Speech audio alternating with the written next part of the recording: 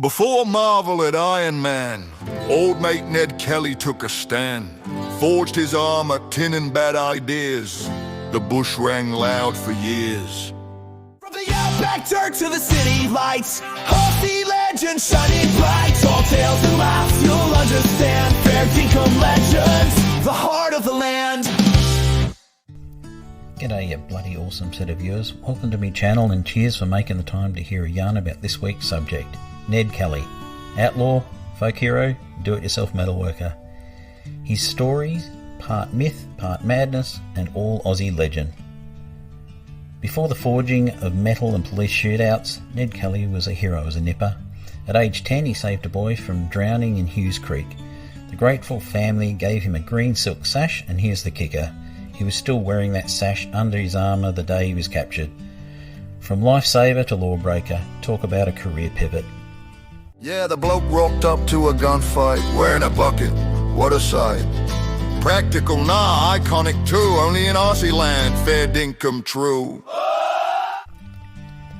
Born sometime around 1855 or maybe 1856, depending on which pub historian you ask, Ned was the son of John Red Kelly, an Irishman sent to Van Diemen's Land for nicking 2 porky pigs.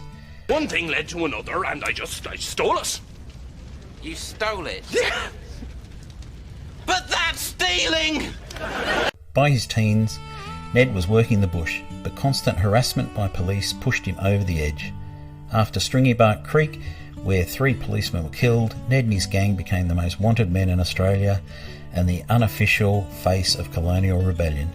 Back in the 70s, 1800 style, Bushrangers ran wild for miles like Grand Theft Auto on a horseback ride, with worthwhile fighting country pride. Now here's where it gets surprising. Ned could actually write. He wasn't the dumb bandit history made him out to be. The famous Jerilderie letter, 56 pages long, was all his own words. He ranted about corruption, injustice and the cops who drove him to rebellion. Forget Shakespeare, this bloke wrote with rage and rhythm.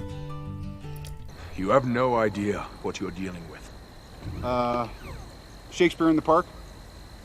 Doth mother know you weareth her drapes?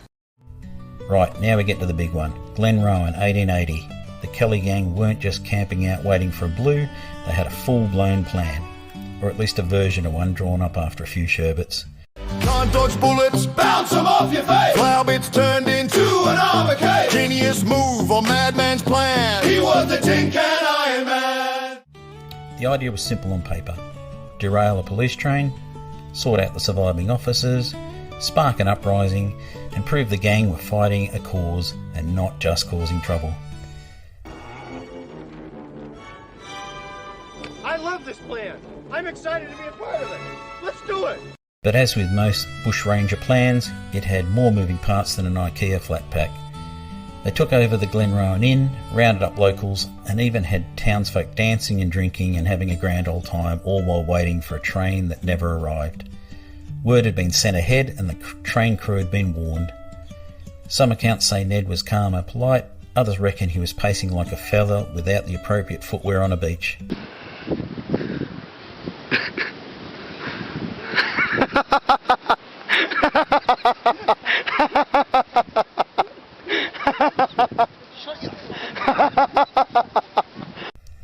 And here's where the myth starts.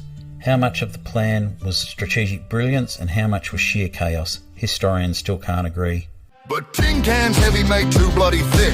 Couldn't run fast, not even a bit. Coppers aim for the bits unarmoured.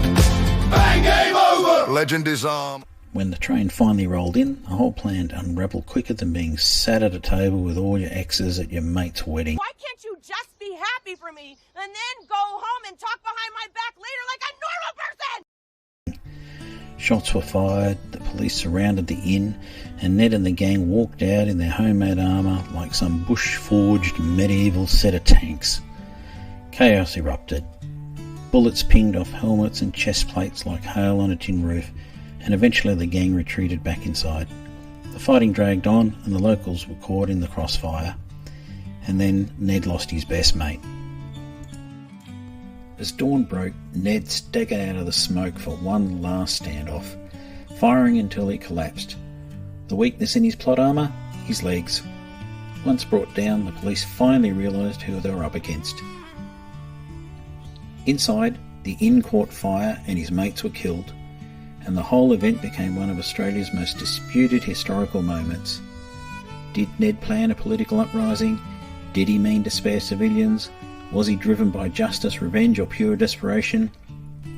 Every book, documentary and pub yarn tells it differently. The siege at Glenrowan is less a single story and more a dozen theories stacked like charges on Ned's rap sheet. Tony Stark had billions to spare. Ned and Rustin outback flair. Dustin stubborn as he grit. That's our legend, that's our hit. Let's also address another common addition to the legend. That famous line, "Such is life?" Yeah, never happened. The real record showed he mumbled something incoherent, less cinematic, more pub closing time. I think Ned Kelly's last words were "such is life," but it wasn't. Ned Kelly's last words were "my nuts need some ice." So what was Ned Kelly? A villain? A visionary? Or just a bloke with too much spare metal? Maybe a bit of all three. He saved a life as a boy, fought for what he believed in, and somehow ended up as Australia's most famous myth in a tin hat. From green sash to grey iron, his story still echoes through every pub, museum and primary school classroom.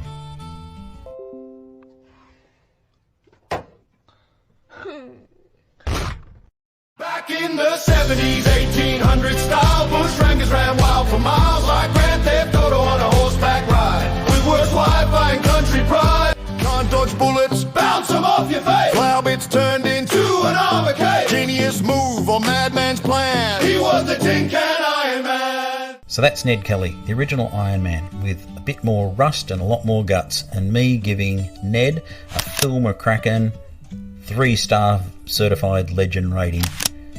Let me know what you reckon. Was Ned a hero or a zero? Anyway, you know the drill. Do the button and clicky thingy, will ya? Catch you next time, you legends.